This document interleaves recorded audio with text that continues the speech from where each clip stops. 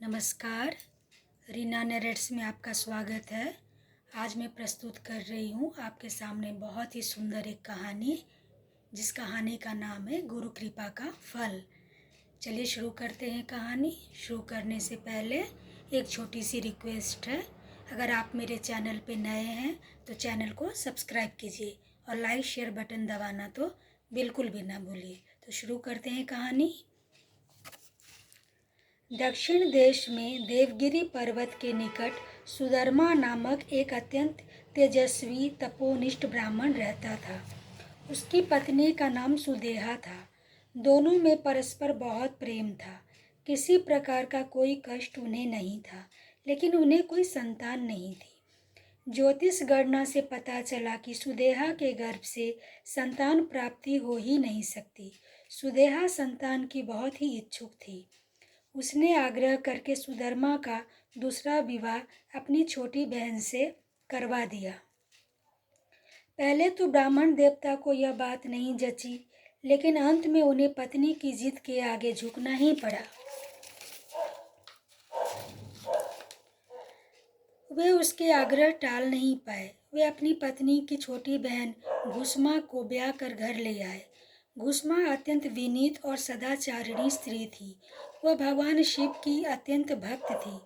प्रतिदिन 101 पार्थिव शिवलिंग बनाकर हृदय की सच्ची निष्ठा के साथ उनका पूजन करती थी। भगवान शिव जी की कृपा से थोड़े ही दिन बाद उसके गर्भ से अत्यंत सुंदर और स्वस्थ बालक ने जन्म लिया। बच्चे के जन्म से सुदेहा और घुसमा दोनों के ही आनंद का पार न रहा। दोनों के दिन बड़े आराम से बीत रहे थे, लेकिन ना जाने कैसे थोड़े ही दिनों बाद सुदेहा के मन में एक कुविचार ने जन्म ले लिया। वह सोचने लगी, मेरा इस घर में कुछ है नहीं, सब कुछ घुसमा का है। मेरे पति पर भी उसके अधिकार जमा लिया। संतान भी उसी की। यह कुविचार धीरे धीरे उसके मन में बढ़ने लगा।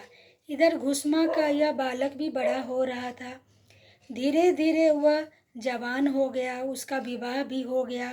अब तक सुदेहा मन का विचार रूपी अंकुर एक विशाल वृक्ष का रूप ले चुका था। अंततः एक दिन उसने घुसमा के युवा पुत्र को रात में सोते समय मार डाला।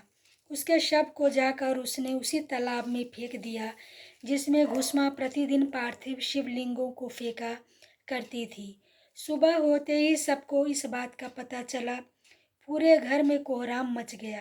सुदेहा माँ और उसकी पुत्र वधू दोनों सिर पीट पीट कर फूट फूट कर रोने लगे, लेकिन घुसमा नित्य की भांति भगवान शिव की आराधना में तल्लीन रही, जैसे कुछ हुआ ही ना हो। पूजा समाप्त करने के बाद वह पार्थिव शिवलिंगों को तालाब में छोड़ने के लिए चल पड़ी।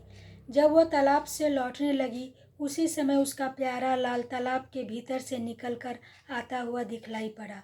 वह सदा की भांति आकर घुसमा के चरणों पर गिर पड़ा, जैसे कहीं आसपास से ही घूम कर आ रहा हो। इसी प्रकार भगवान शिव भी वहां प्रकट होकर घुसमा से वर मांगने को कहने लगे। वह सुदेहा की घिनौनी करतूत से अत्यंत क्रोधित हो उठे थे। अपने त्रिशूल द्वारा उसका गला काटने का उद्यत दिखलाई दे रहे थे। घुसमा ने हाथ जोड़कर भगवान शिव से कहा, प्रभु, यदि आप मुझ पर प्रसन्न हैं तो मेरी उस अभागिन बहन को क्षमा कर दे। निश्चित ही उसने अत्यंत जघन्य पाप किया है, किंतु आपकी दया से मुझे मेरा पुत्र वापस मिल गया।